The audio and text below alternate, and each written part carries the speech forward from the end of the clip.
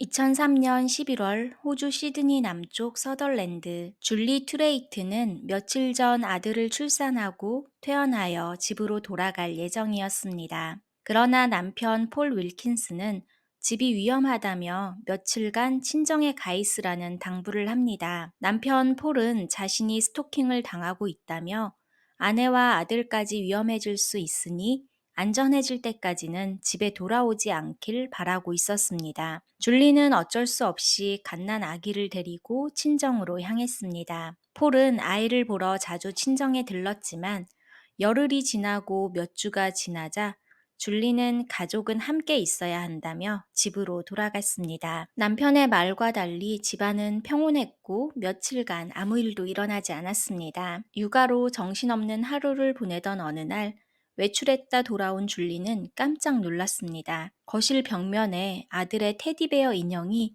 칼에 꽂힌 채 있었기 때문입니다. 뒤따라 들어온 폴은 스토커의 짓이라며 또다시 집이 안전하지 않다는 말을 합니다. 폴은 경찰과 지역 주민의 중간 다리 역할을 하는 민간 경찰 직원이자 연락관이었습니다. 그는 경찰의 권한은 없었지만 경찰의 업무를 돕거나 지역 주민의 문제를 정부 기관에 알리고 해결을 돕는 일을 하고 있었습니다. 그런 그는 누군가의 비리를 고발하기도 하고 경찰의 일에 협조해 앙심을 갖는 주민도 있었습니다. 눈앞에서 무서운 장면을 목격한 줄리는 아들이 걱정되었고 두려워지기 시작했습니다. 이날 이후 몇 주에 한 번씩 폴은 자신이 위협을 당했다며 줄리에게 아들을 데리고 친정으로 피신하라는 말을 종종 했습니다. 2004년 5월 말 줄리가 친정에 있던 어느 날 밤 그녀는 경찰로부터 연락을 받게 됩니다. 집이 불에 탔고 안에서 잠을 자던 폴이 병원으로 이송되었다는 소식이었습니다. 줄리는 병원으로 향하며 분명 스토커의 짓일 거로 생각했습니다. 다행히 남편 폴의 부상은 입원할 정도도 아니라 간단한 처치만 받고 새벽 집으로 돌아왔습니다. 폴은 그간 큰일이 아니라며 넘기려 했지만 집에 침입해 불까지 낸 것은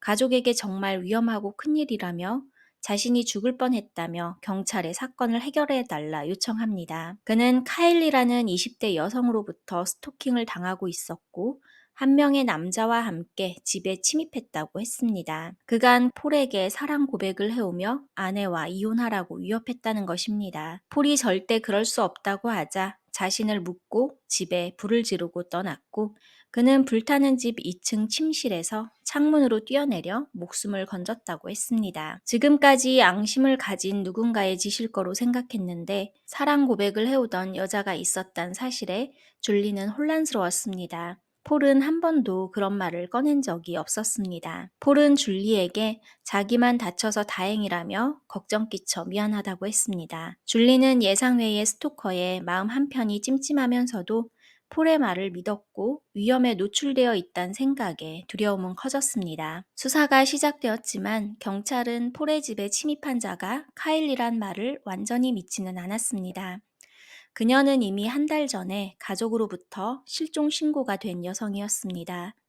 혹시 돌아온 것인가 싶어 주소지인 할머니 집으로 향했습니다. 재차 그녀의 행방을 확인했지만 할머니 역시 애타는 마음으로 손녀를 기다릴 뿐 실종 신고 이후 어떤 연락도 받지 못했다고 했습니다. 서덜랜드의 경찰은 카일리의 실종에 이미 폴을 용의선상에 올려두고 있었습니다. 4월 29일 카일리의 할머니로부터 손녀의 실종 신고를 받았을 때부터 폴은 유력한 인물이었습니다. 통신 수사를 통해 카일리와 폴은 5개월간 2만 건 가까이 되는 문자와 전화를 주고받은 것으로 드러났습니다. 둘은 실종 당일인 4월 28일까지도 연락을 주고받았지만 이후로는 연락이 딱 끊겼습니다. 연락 패턴이 갑자기 완전히 바뀐 것입니다. 폴은 그녀와 연락을 주고받은 것은 맞지만 점점 그녀가 스토커로 변했다고 진술했습니다. 실제로 연락 초반엔 폴의 발신 이력이 많았지만 점점 카일리의 발신 빈도가 높았습니다. 폴은 그런 그녀에게 질렸고 그녀의 실종과는 아무런 관련이 없다고 주장했습니다.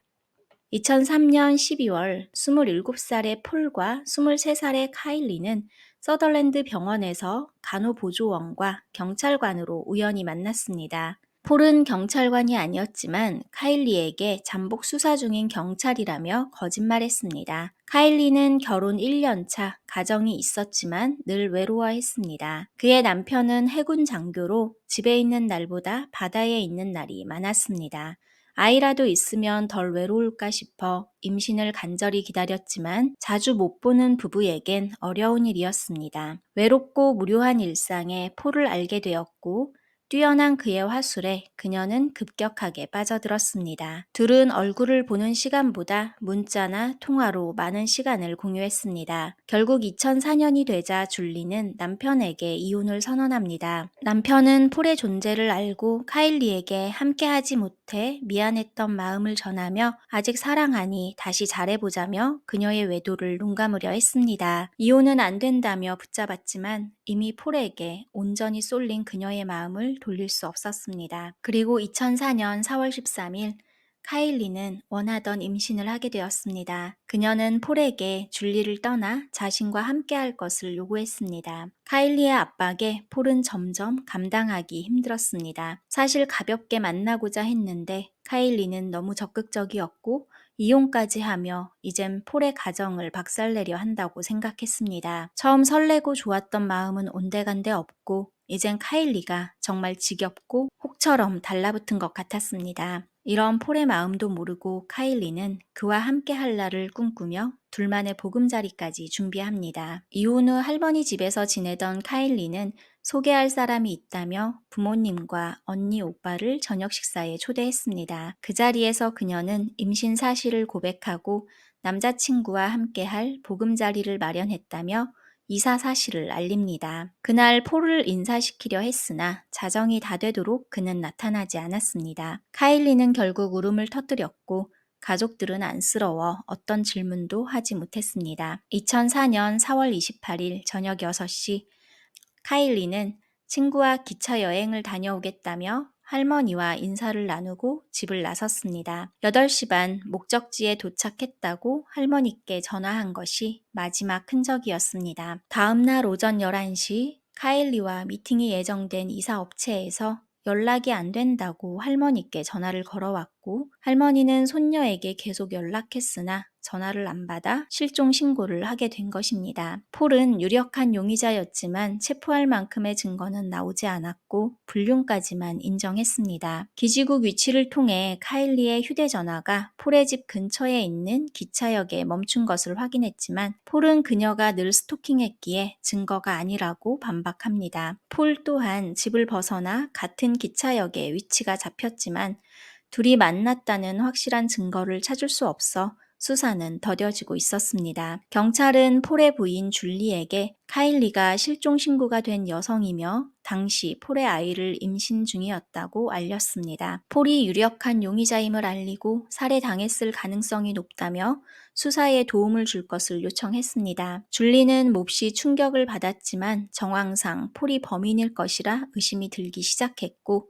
협조에 응했습니다. 방화 사건 이후로 폴에게 몇 번이나 카일리를 본 것이 확실한지 물었으나 그는 매번 틀림없이 카일리였다고 답했습니다. 그러면서 한편으론 줄리에게 시드니는 안전하지 않다며 다른 곳으로 이주할 것을 설득했습니다. 줄리는 태어나고 자란 시드니를 벗어날 생각이 전혀 없었고 폴에 대한 의심은 확신으로 변하게 됩니다. 폴은 카일리의 실종과 관련해 오랜 시간 경찰 수사를 받고 있었고 2005년 초 결국 줄리는 폴에게 이혼을 요구했습니다. 폴은 이혼하면 죽어버릴 것이라 했지만 둘은 끝내 2년의 짧은 결혼 기간을 마무리 지었습니다. 경찰이 지금까지 수집한 증거는 폴과 카일리의 마지막 신호가 같은 위치에서 잡혔단 것을 제외하면 다른 증거는 없었습니다. 2006년 결국 경찰은 위장 수사를 하기로 합니다. 경찰 수사에 시달리며 이혼까지 하게 된 폴은 거의 매일 술에 의존하고 있었습니다. 영화 감독으로 위장해 어느 술집에서 폴에게 접근한 경찰은 그에게 천천히 다가가 친구가 되기로 합니다. 둘은 자주 술을 마시며 속마음을 털어놓기에 이르렀고 위장 경찰은 자신의 다음 영화가 부패한 경찰 이야기라며 폴에게 부패한 경찰이나 비리를 알고 있는지 털어놓도록 유도했습니다. 그러자 그는 사실은 제프로우라는 경찰이 카일리를 죽였다고 말합니다.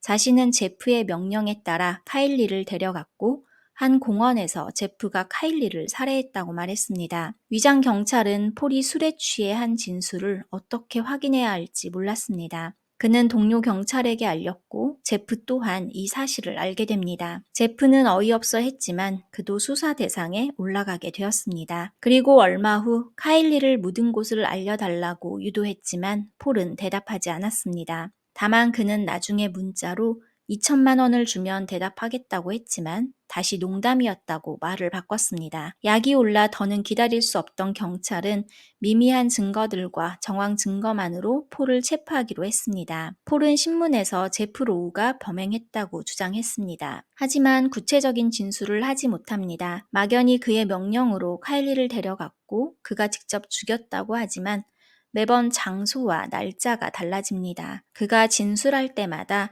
카일리가 묻힌 장소를 찾기 위해 많은 수사 인력과 막대한 비용이 들었습니다. 결국 그가 6번째 장소를 바꿨을 때 경찰은 카일리의 시신 수색을 멈췄습니다. 경찰은 이미 폴이 엉뚱한 제프를 걸고 넘어진다는 것을 알고 있었지만 제발 카일리의 시신을 찾길 바라며 그의 진술을 믿는 것처럼 했던 것입니다. 그럼에도 폴이 경찰을 갖고 논다는 것을 알게 되자 더는 낭비를 할 수 없었습니다. 제프 로우는 폴의 전처인 줄리와 잠깐의 연인이었습니다. 하지만 각자 결혼해 가정을 꾸리고는 단 한 번도 연락하지 않은 사이입니다. 폴은 결혼 생활 중 자신이 드나들던 경찰에 아내의 전 남자친구가 있다는 것을 알게 되었고 불편한 사이를 넘어 폴은 새벽에 공중전화로 제프에게 연락해 폭언을 붙기도 했습니다.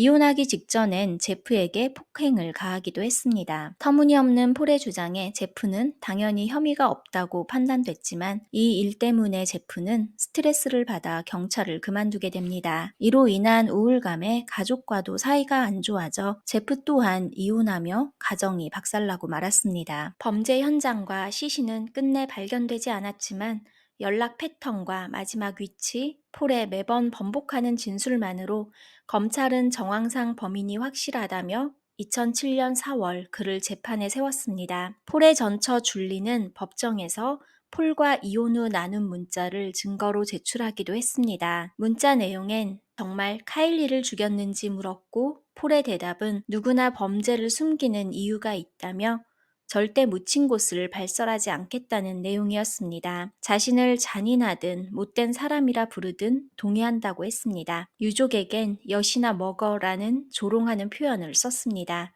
이 문자는 어느 누가 보더라도 범죄를 저질렀지만 결코 뉘우치지 않는다는 것이었습니다. 2년간이나 이어진 싸움 끝에 폴은 2009년 최종 28년형을 선고받았습니다. 끝내 시신을 찾진 못했지만 정황상 증거와 부족한 증거만으로도 그의 살인을 인정한 결과였습니다.